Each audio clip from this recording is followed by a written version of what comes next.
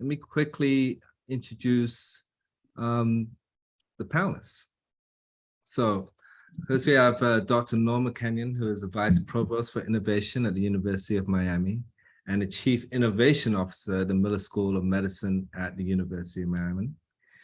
We have Christian Seale, healthcare entrepreneur and investor. He's co-founded a number of companies. He's invested in 28 healthcare companies and sold 7, and recently launched a next generation venture studio, Despierta. Did I get that right? All right. To build transformative healthcare companies in Miami. And Nila Bhakuni. Nila serves as Baptist Health South Florida as Assistant Vice President for Innovation. She's also served as Director of Technology Transfer at Dartmouth College, where she instituted a new intellectual property policy, increasing startups and providing technology transfer services to Dartmouth Hitchcock Hospital. So for this talk today, we're actually going to have Nila moderate and be part of the discussion, as I am not the healthcare professional in any way, shape, or form. And I'm really looking forward to the next hour. So Nila, I'm going to hand it off to you, and I'm going to go on mute. Thank you so much, Kevin. Well, I think we can all agree that healthcare is critically important to all of us, and it makes up 20% of the GDP, 6.2 trillion US dollars in total. And there's a significant amount of entrepreneurial activity from corporate to early stage companies. And there's no question that South Florida and Miami in general has been part of that activity. So healthcare is so broad. What do you think are the areas of opportunity, or at least the areas that you've been able to see through your own enterprises? And maybe talk specifically about the technologies and the industries. Ladies first, maybe, right? Dr. Kenyon.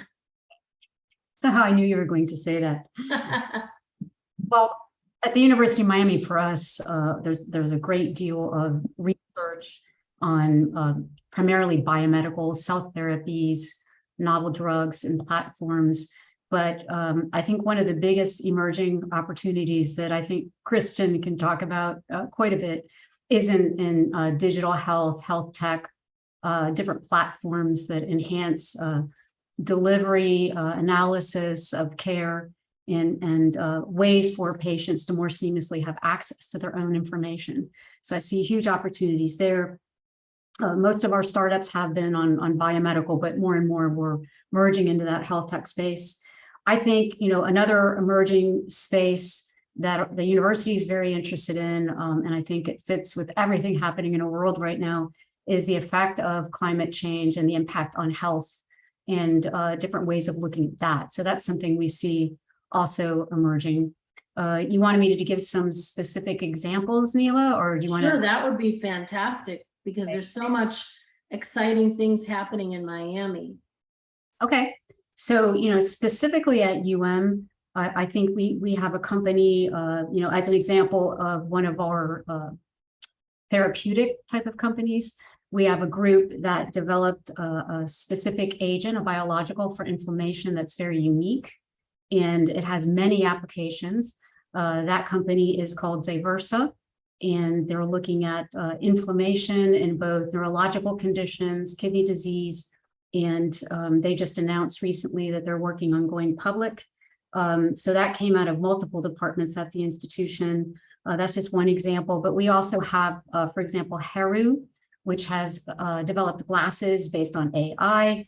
The goal is to change the way that healthcare is delivered, and they're doing extremely well. So we also have companies focused on rare disease, either for gene therapy or via a drug. With all of the emphasis on rare and ultra rare diseases, that's something that we also see as a trending opportunity. Glad to give more examples later, but I think it would be great to hear from Christian, who actually invests in these things. So, Christian? Sure. Oh, thank you. And happy Wednesday. Hope everyone's staying dry. I don't do much in the medical device or the pharmaceutical drug discovery. So I'm not probably the best person to speak about that. And as Norma spoken about, I'll really talk about health tech, digital health, and then this trend towards value-based care. And so I think there's really two things happening, and these are happening across all industries, but very much in healthcare. Digitization and then consumerization or in-home care. And so I'll just give you an example right now. This is an ultrasound. I don't know if you can see because I purposely put my screen on blur, but this is an FDA approved ultrasound that does transvaginal OBGYN and IVF ultrasounds. An example of what you can do in the home today. And the the Baptists, they do amazing work, but what we're going to be able to do is in our home, be able to do a lot more. And so I think there's a huge opportunity. Anything that empowers you as a consumer or anything that empowers you as a user of healthcare to start to do on your own, in addition to your provider, would be one big trend I see. The other is this idea of value-based care. And so as Nila said, we spend 20% of our GDP, partly because we live in this idea of fee for service. Every single time you go to the physician's office, they charge their insurance company, and then there's a payment. The government in the next, call it 5 to 10 years, will probably be 50% of all healthcare spend in the US. And they're doing it under this program called value-based care, whether it's Medicare Advantage or ACO REACH. We can talk about that if people are interested. But the idea is that they're saying, dear provider, go ahead and take full risk for your patient, which means we will give you a one-time payment, call it $12,000 for sake of conversation, and you make a decision on how you want to manage your patient. And so what that's going to do is it's going to make us think very, very thoughtfully about how we go ahead and spend our dollars, whether it's on imaging, whether it's on tests, whether it's more on prevention as opposed to treatment. And so I think there's a real opportunity there to think about tech-enabled services and also health tech opportunities that empower both patient and provider to manage the costs at a lower basis.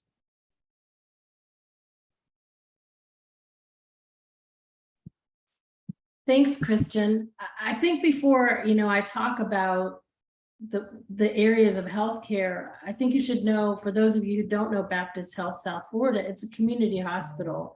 So in contrast to what Dr. Kenyon represents, which is, an academic medical center, which has been around for quite some time, we're just starting to emerge into that area. And what we do and what we have done for quite some time is provide care to the community. So I'm an engineer and I've worked in commercialization for a long time. So there are a lot of opportunities with technologies. And in particular, one thing that's really interesting about South Florida is the mix of people that you see in South Florida. It is unlike any other place, and you get such a diversity of data and people in that area. Makes it a very, very rich place to try to make sure that whatever does come into the marketplace, that using the demographics and the data and the patient population that we have here in South Florida is a very rich way to test out new drugs, to also understand the idea of personalized medicine. And we've been able to try to do that for our patients in a couple of the deals we've worked with in the area of cancer, and providing targeted cancer therapies, and also in examining things that hit our population, which has a very high Hispanic population, such as cardiovascular disease, and trying to be able to understand through AI techniques what is the standard look of a coronary cath scan, heart scan, for a healthy patient, and what does the progression of the disease really look like when in practice you see, some clinical numbers, and then you see outcomes like a heart attack or a stroke or something like that. So what's great is to be able to see the delivery of care and how you can deliver care. We've also been able to see how certain devices have been able to help us through the pandemic. So, you know, remote patient monitoring of pulse oximetry numbers, using that kind of a device has helped us be able to triage patients who may not stay within the hospital setting and who've been discharged and who could be monitored at the same time to provide good care. So I think the next question I'd like to ask is, what stages of development have you been able to experience, knowing that angel investing is early stage investing by definition? Can you maybe talk a little bit about that experience that you have and opine on it? Do you want to start, Norma, or do you want me to? Why don't you take this one and I'll do the next one? Okay, sure. That's a great question. And this is a more kind of theory for myself and kind of principle, and don't mean to scare anyone, but I think about angel investing, at least starting out, as be comfortable losing the money. And the reason I say that is because, you know, 9 out of 10 times with angel investing, it's not going to be Uber, it's not going to be Dropbox. And so I say that because I lost all the money that I put into angel investing in the first, you know, 3, 4, 5 deals, which made me a much smarter investor. And I've done very well thereafter. So healthcare particularly is extremely hard as an investor. You have very long sales cycles. It takes a long time to develop, whether it's drug, pharmaceutical, or even a health tech innovation. Now, one way to maybe insulate yourself from the risk is if you have a customer like a Baptist or a University of Miami, where you know that it's an amazing institution, you know, known around the US or globally, and they're really promoting it. So Hero is a great example that Norma spoke about before, spun out of the university, really going to change the way that we diagnose eye care. And as an angel investor, that would be very exciting to me because I know I have a built-in customer. What I would be very, very afraid of, which I've done before, is, you know, somebody who's PhD from Harvard, let's say, they've got a great idea, they're working on it part-time, they don't have a built-in customer, they don't really have a go-to-market strategy. So the same rigor that you would take to every other type of angel investing in any other sector, I think you have to do 2 times as much rigor in healthcare just because it takes a long time to develop these things. I'll give you one example as a last thought here. Omada Health, which is a digital diabetic and pre-diabetic company. It's been around for 11 years. It's raised $265 million and it treats less than 500,000 patients. And it's lauded as one of the top digital health innovations. And so if you think about that, you know, if you were an angel investor, they still haven't gone public. Maybe you could have taken some secondary, but you're waiting 11 years to get some type of liquidity. So when you think about, you know, how long these things are going to take, it's also helpful to think about, you know, who's the acquirer and how would you maybe get your money out.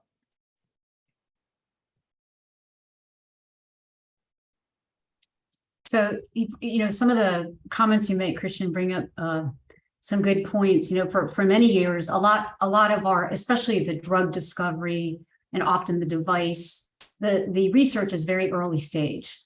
And so you may have data from an animal model and maybe even possibly with our cell therapy based technologies, you might have a phase 1-2 clinical trial done, but it remains a challenge going from that state at the university to something that really has robust commercial potential. What I have seen over the past few years, which is interesting, is angels investing in some of these technologies, you know, anywhere from $1 to $4 million. So they're making bigger investments for technology that's a little bit further along. For a while there, when the market was doing so great, we even had investors saying, we'll take certain areas like cancer, we'll look at things at the preclinical stage, which is very exciting. But I think, you know, we do look to angel investors to work with us. Another mechanism, which isn't angel so much, but is the small business grant, actually often provides that bridge to the angel investor. But with tech, I think it's a little bit easier, although based on Christian's comments just now, maybe not. But yes, we do rely on angel investors. Even that can be a challenge, though, depending on the state of the technology. So we're very interested in diversifying, not just having the more complicated drugs. Our most successful drug to date, was licensed in 1999, and the first patient wasn't treated until 2011. And then the first product on the market much later. So those are really long to market, and you can see why an angel might hesitate.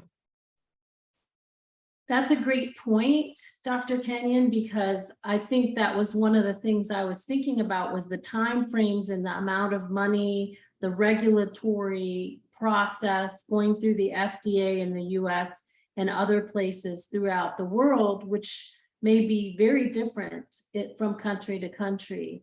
And if you're talking about a drug, it's probably the longest time frame.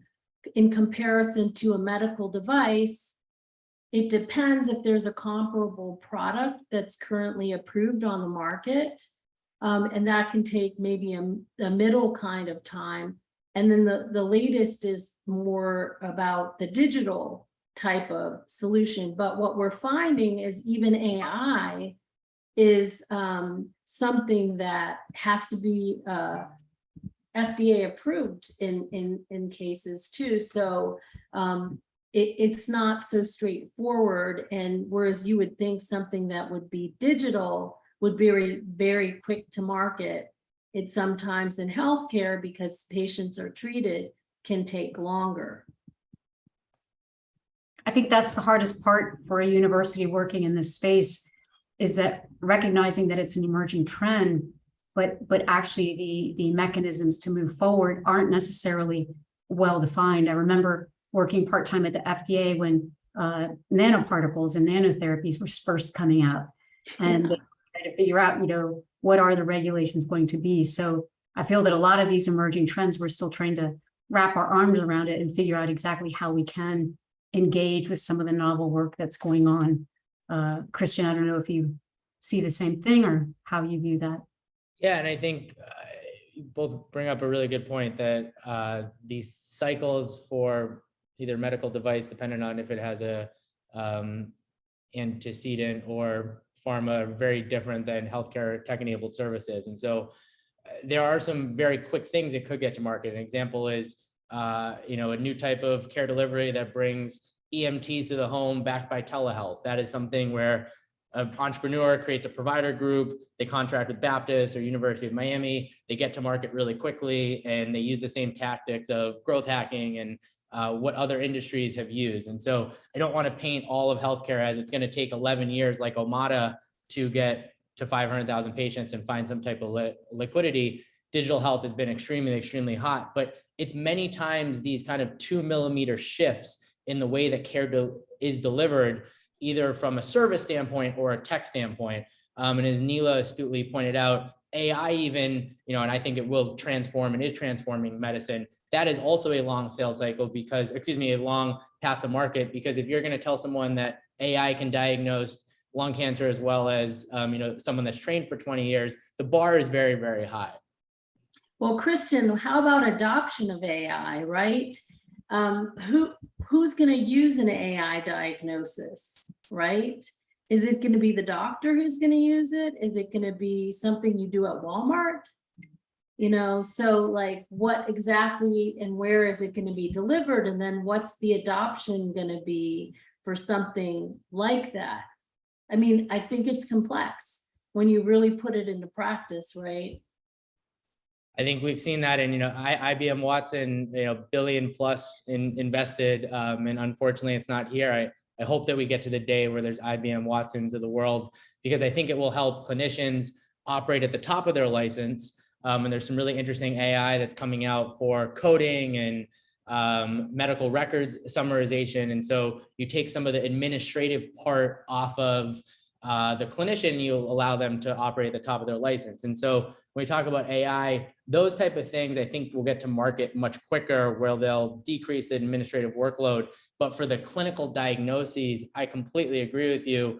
They're going to take a while, particularly if they're diagnostic. If they're decision support tools, I think it maybe have a little bit quicker path. But, a telltale sign is Babylon, which is a publicly traded company, which for a long time was kind of one of the top leaders of AI. They had a pilot project with the NHS to use this nurse assistant or virtual AI to diagnose things. And, the stock hasn't done very well for a variety of issues, but it will come. I don't think it's here yet, is my personal view. Well, I hate to say it, but about 30 years ago, I did research in AI, and now we're just starting to see its applications in healthcare. And I think that has to do with the fact that it's a lot more critical, and how do you apply it when it comes to that. And for those of you who don't know what IBM Watson was doing, it was, IBM Watson was looking at a lot of their computational power to address some diagnoses and differences in what could be detected. And that unit was recently sold off. And you see people in companies like JP Morgan and big giants like Amazon looking to try to get into healthcare as well, and having some challenges. So if that's the case, is there a low-hanging fruit, Christian, I guess, from your point of view as an investor, for where to go first? Or can you talk about what you've decided to do and why? So I see two really big parts of opportunity. One in the value-based care space, which is this idea of let's manage our population to have healthier outcomes at a lower price point, which is very much clinical care delivery innovations, tech-enabled services, maybe some digital health and technology. I think the other side of the equation is direct to consumer scientific innovations, or not even innovations, just going to the consumer and saying, dear consumer that spends $10,000 for their health plan and they're not happy with, maybe their provider network or what have you, that are starting to come out of pocket to say, I want these OTC drugs delivered to my house, or I want to have the ultrasound in my home, or I want to. And so those two, I think, areas where you think about how do you reimagine care delivery, I think is extremely low hanging fruit.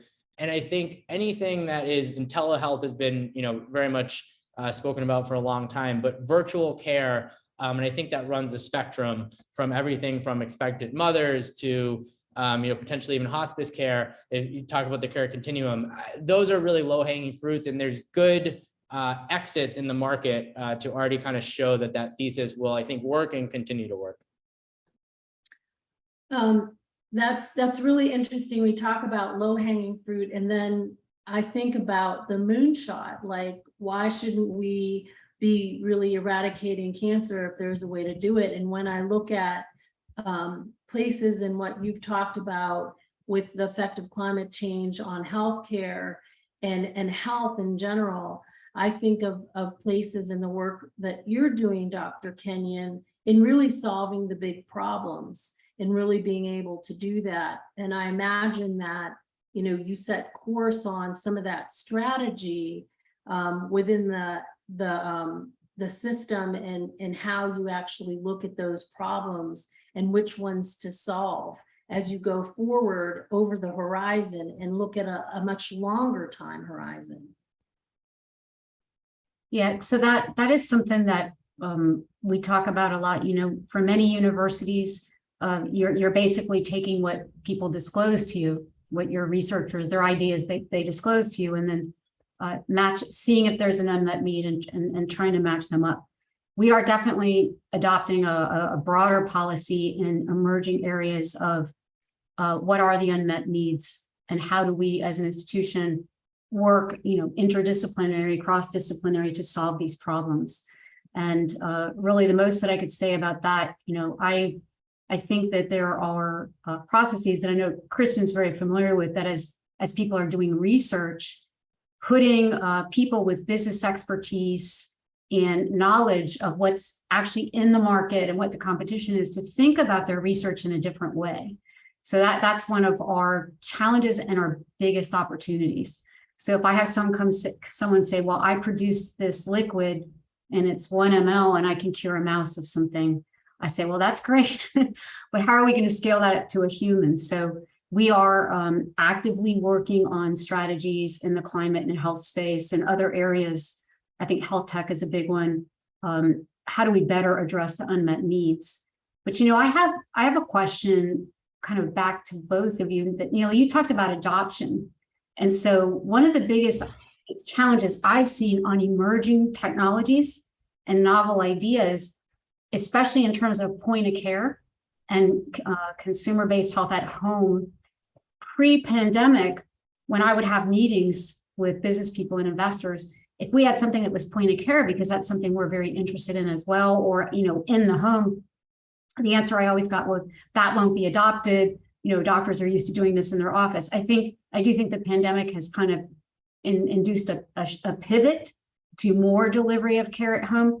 So I'm curious how you see, Christian, how you see that changing. Will that change continue to more emphasis on delivery of care at home? Because previously, just 3 years ago, there was tremendous pushback to that. I am a large believer in pre-pandemic, was an investor in a lot of in-home companies, and then remote patient monitoring, which Nila mentioned at the outset. And so, we're grateful that those companies have done really well, but that trend for me is irreversible. And I think, whether it's a convenience for the patient or even the provider, I mean, many times there are routine things that a provider is doing with a patient, and they're not operating at the top of their license. So as you think about utilization management, maybe flips it on its head a little bit. An example of this, not to go too deep into it, is an investor in a company called Baby Scripts, which when you find out that you are expecting a child, your health system will send you this nice pink box that says, UHealth or Baptist on it. It has a fetal heart rate monitor, a scale, a blood pressure cuff, and a digital app where you're getting data points every single day. And then, hey, is this what I'm supposed to be expecting at 3 months or 6 months or what have you? And what they're able to do is, for moms that are high risk, they're able to intervene earlier for preeclampsia, hypertension. And for the mom that's fine, but maybe the nervous worrier stays at home. And what that does is it flips the practice where the people that need to be seen, at UM or Baptist are being seen, and the mom can stay home. And so I think this in-home trend is not going anywhere. And if anything, I think it's going to increase.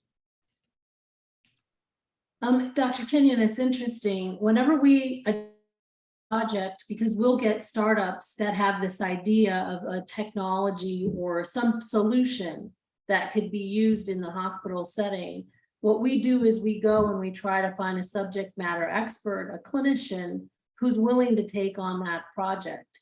So we first ask, is there some clinician who has an interest? They see the pitch, they decide, do they want to spend their time, and they don't have protected time, to actually take time out of their day to try this out in some kind of a pilot or some other situation to see if it's something, and try it on for size per se, and then learn from it and see if they can have a dialogue with the company to see how it would actually be delivered. And sometimes that means finding the use case or what they think might be something that works.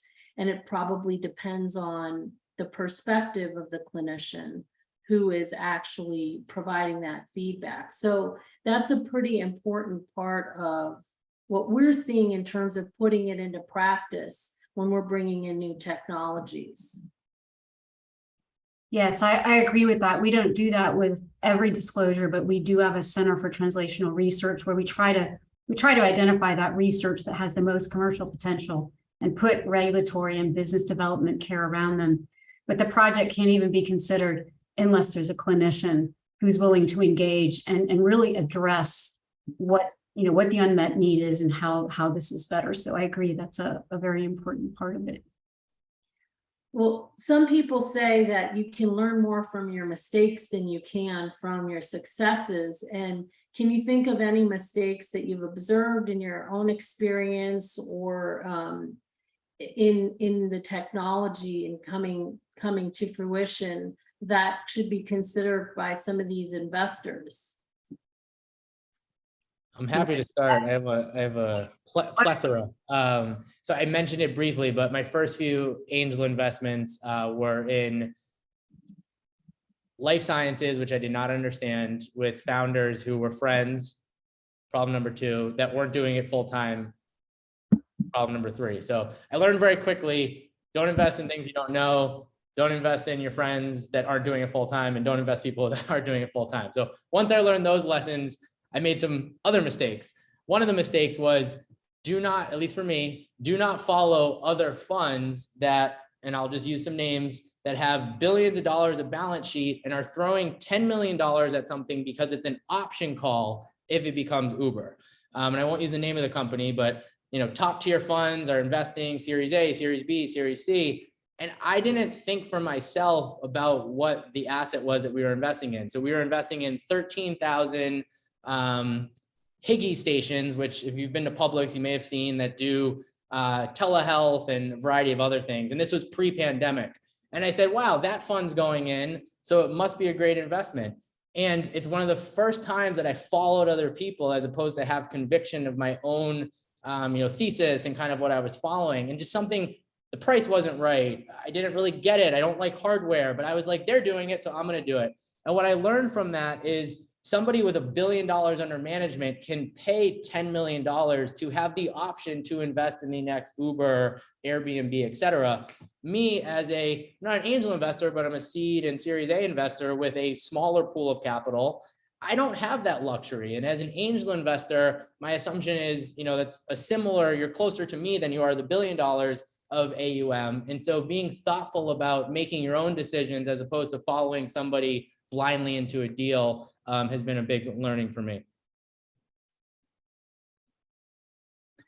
What about people versus the solution?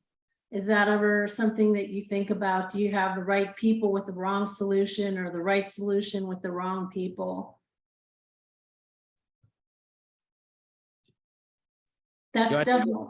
I thought she was following on to your previous comments, Christian. I would say for me, it is paramount that there is a healthcare domain expert, whether that is a clinician, has been said, or a healthcare technologist, someone that understands healthcare with a technologist. Where I've also made a mistake is investing in tech entrepreneurs who have been successful previously and think the same playbook, not to say that there aren't some similar tenets that you can take. I'll use an example, a marketplace for rental apartments, that translates to healthcare. And so I think you need the mix of healthcare, deep healthcare expertise with the technologist.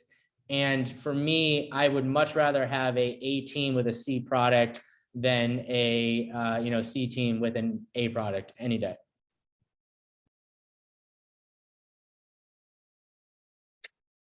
So do you think that angels should be critical of first-time founders in healthcare generally, or in specific industries? It's a tough one, because I think empirically the data is pretty good that you should back people that are repeatable founders, but then how do you get a repeatable founder if no one's ever backed a founder? I would say first-time founders are interesting to me if a few criteria are met. They have some type of deep domain expertise. For example, they were an IVF physician and they realized that something was super broken, and so they're creating a marketplace for surrogacy. They really understand something. The second is they found a co-founder that understands the market need, or they've surrounded themselves with an amazing group of advisors. There's a company that spun out of Baptist, Nila, before I think you came down, called Right Way Health. Jordan Feldman's dad on the board of Baptist. He wasn't a healthcare guy, but grew up in healthcare. He understood that the way that we have to navigate healthcare as employees of a large-scale employer was broken. He was able to get a large employer down here. Like, you could just tell he was going to be successful. And so for me, the bar is a lot higher for your first-time founder, but I don't think you can rule them out. Yeah, I don't think that came out of Baptist, but I do think that his dad works at Baptist, so that's great. Do you see, Dr. Kenyon, can you predict what's going to succeed or fail when you see it? How I wish. I would echo a lot of the same things that Christian says. Even though I'm seeing the technology at an earlier stage, we find that those individuals that are open to learning and understanding the process and what it takes to actually move forward, as opposed to just being so in love with their research that they can't listen to any business advice. So it really, the people and the willingness to work together with you. And I think that's what you're saying, Kristen. You have a team of people that's an A team and they work with you. And so that's huge. I have also seen it though, where there might be someone that's really great, willing to work with the team. And in fact, was so great that convinced a whole committee that, this should move forward. In my gut, I was thinking, no. So I think as an investor, and again, mine's kind of pre-angel, if you want to call it that, because we do, in a sense, invest in the research. It's the people. I agree with Christian. That's really top. They have to be really deep domain expertise, willing to understand the process, or already really understand it. They're just naturally that way, and then have a good project. So yeah, we've learned along the way from our mistakes for sure. Are there any areas to avoid? I have one, which is point solutions. So you have a point solution in my mind is something where you have a need, whether it's a clinical need or whatever the need might be, and you're going to go sell to a Baptist or a UM or a large scale employer, and you're not thinking about them when you build it. I'll give you an example. Large scale employers, the Walmarts of the world, the Disneys, they manage millions of employees. Cardiovascular is a big spend for them, but if it's only dealing with the tiniest portion of cardiovascular care, they don't have enough hours in the day to deal with point solutions. And so one thing I've seen a lot in healthcare is many people are solving a need undoubtedly, but they don't think about the larger buyer that is really only going to buy 1, 2, 3, 4, 5 solutions tops when they're thinking about their digital health spend. And so a platform, as opposed to a tiny solution, I like to stay away from.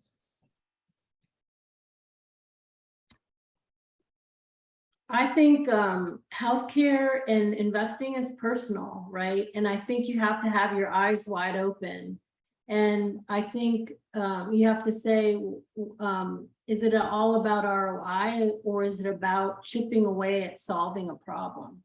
And if you have a bigger view with some of these, like you would say, moonshot type problems, you think about what it took to have a phone, to build an iPhone. There was the Palm Pilot, there were the Trio, there were a lot of things with the same team of people. And that wasn't really dealing with a lot of different humans that have a lot of different reactions in a much more complex situation. So I think you have to begin with an open mind and be very clear with what you're trying to accomplish.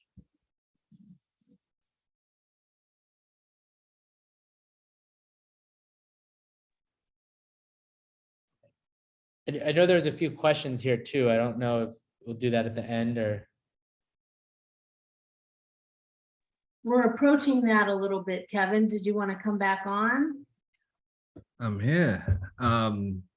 First, let me say thank you. I've learned a lot over the last 40 minutes. Healthcare is, you've highlighted some of the mistakes I've made. Looking at healthcare companies. Yeah, we have a number of questions. So for everyone on the line, if you have any questions at all, please feel free. But let's go through the questions. So we have a question: does value-based care also apply to mental health providers? Christian, you're on mute. Apologies for that. Great question. Value-based care is a very broad way to describe a new method of payments where the government will contract with risk-bearing providers. Baptist, for example, could take risk. The University of Miami could take risk. And so the answer generally is yes, but it comes down to the specific contractual relationship. I'll give you an example. We have an asset called Rise Health, where we look after the care of 80,000 patients in New Mexico. and in Southern California. For 2023, we will be fully responsible for all of their healthcare needs for 12,000 of the 80,000 patients. And to us, mental health is a very, very important thing. So we're investing in solutions that proactively deal with their mental health to avoid a emergency room visit for a mental break or something of that nature. And so the answer is yes, but it comes down to what the specific contracts is, if that makes sense. It does.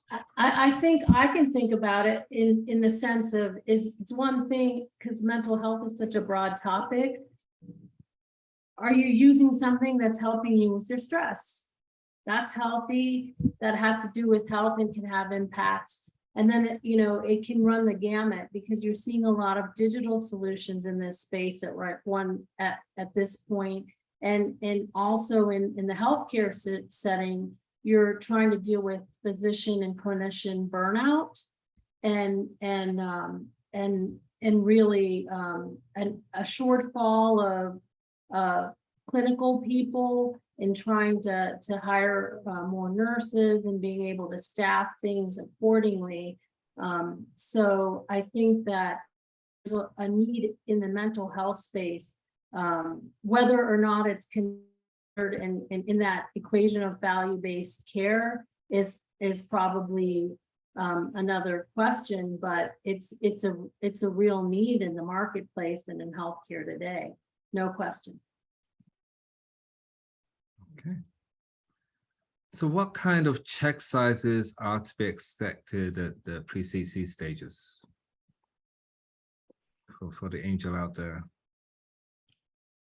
I'll take a stab. So market's moved a lot. So, 10, 12 years ago, if you asked this question, people are getting by with a few $100,000.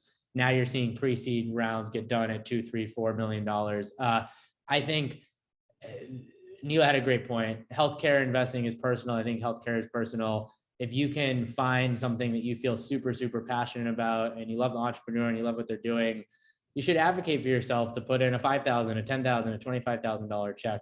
I would say if you're investing alongside a fund, and you guys know this really well because you do a lot of deals, it's going to be more difficult to write a $5 or $10 or $20,000 check. But as a syndicate, if you're writing 100K, 250, 500, $1 million, that gets a lot easier to invest alongside them. Okay. Follow up to that is, so how you mentioned syndicate, what's the best way for an angel to source early stage companies in healthcare? Because imagine you're not in healthcare, how do you find, good opportunities? I think network, right? It's part of the network and getting out and how you really are able to do that.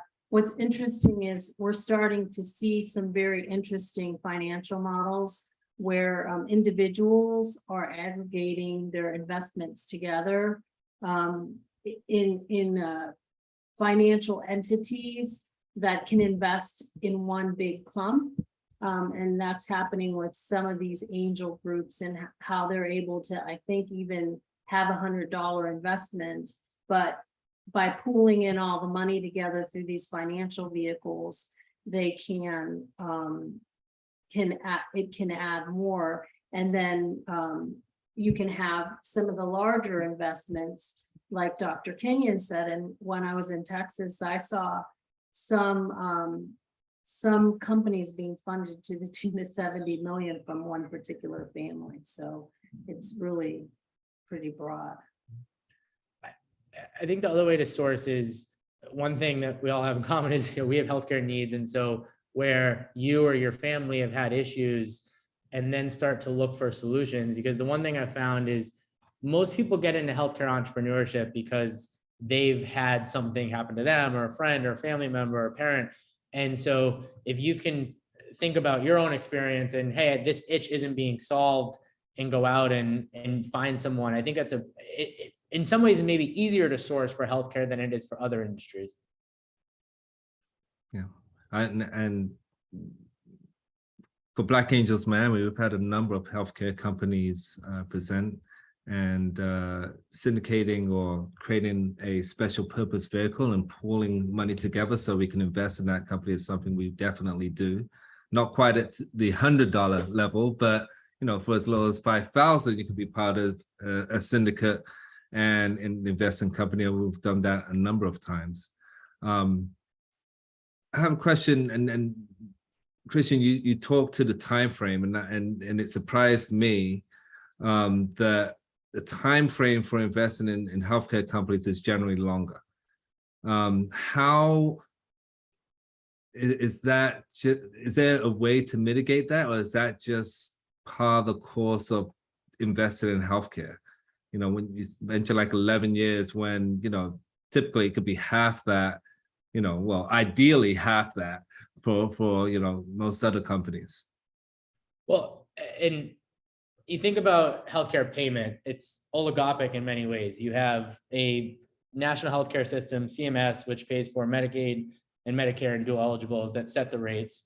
You have large provider systems, academic medical centers like UM, and then community hospitals like Baptist. Then you have insurance companies. And so if you are a founder of healthcare and you're thinking about who's going to pay for it, you have to do a variety of things. You have to, one, build the product to meet a clinical need. You have to show that it's efficacious and safe, which we've already spoken about takes a long time. And then you have to weather 12 to 18 to 24 month sales cycles because you're dealing with large institutions. And so by definition, it's going to take longer than a fintech solution that maybe you can get up and running. Our view, and part of the reason why we built out this venture studio, is that having platforms off which you can contract with. So now I have 200 million in risk premium that's going to grow to $1 billion that I can go ahead and show is efficacious before I go talk to Norma, before I go talk to Nila and say, hey, I've already proven this out. I've already contracted. I've already shown this works. Let's go ahead and help your population. That may truncate the clinical adoption curve and the customer adoption curve by 12 or 18 months. So I don't have to go to Andreessen to raise a Series A or Series B where they're going to give me $20 million because the sales cycles are really, really long in healthcare.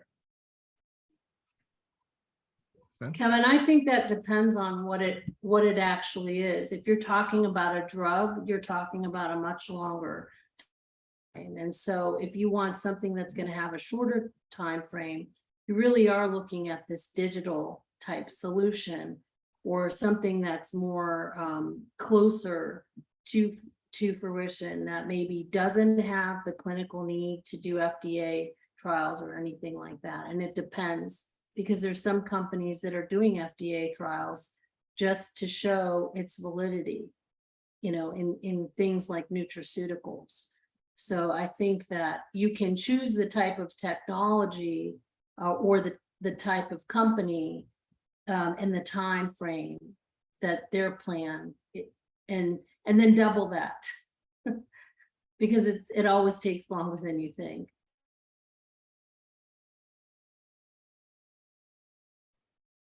Back to the list. What challenges are associated with the dental care industry that make it almost impossible for new companies to innovate? So anybody working with dentists or dental care? I think there's actually been a lot of innovation in the dental industry these days. And I'm saying that as someone who just is spending a lot of money on braces. But I think the reason why is because you're talking about independent practitioners, and when you're talking about, our local dentists that's serving our different area, it's a little bit of a different perspective in what they are willing to do, what they want to do, and kind of their view for their practice and the medicine that they're able to provide. So I think that's that could be a reason. In some areas you don't see it, but I think you're seeing a lot of innovation. Invisalign, and there's a lot of new technologies that are taking place in the dental industry. I 1000% agree. Smile Direct is a company that went public. There's a really cool company called Tend, which the founder of Smile Direct is now the CEO of. And so I think you're seeing a lot of innovation. There's a fund that just launched called Revere Partners, which is focused solely on oral care. And it's interesting because there's an opportunity and a downside where the payment models are very different. So dental insurance is separate from health insurance. And those two really haven't combined. You don't go to your primary care physician for oral health. I would posit you should, but that's a whole nother conversation. You go to your dentist. And so there is perhaps an opportunity to blend primary care together with oral health, because we know that oral health is a large opportunity. I think the stat is like $12 billion of spend per year for people that go to the ER for oral health issues, because ERs do not staff any type of person that's oral health. And again, I think it comes down to payment models. Unfortunately, Baptist doesn't get reimbursed because the payments are so separated. But it may be an interesting area for opportunity. All right. So we got a question from Jordan. What are the top healthcare syndicates out there outside of Black Angels Miami?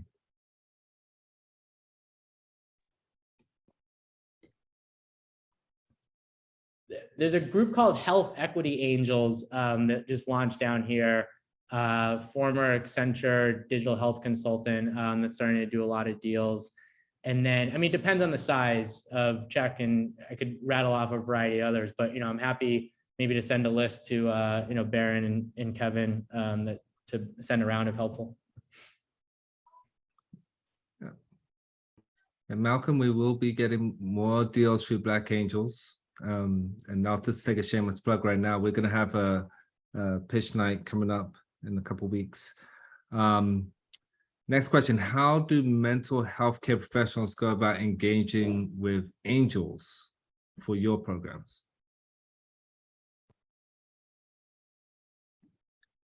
Well, I can say that we have a program with the Knight Fellowship, with the Knight Foundation, which is our Knight Fellowship for Healthcare Technology Innovation. And we have that open to anyone in the community, and we welcome dentists or anyone who's in that area.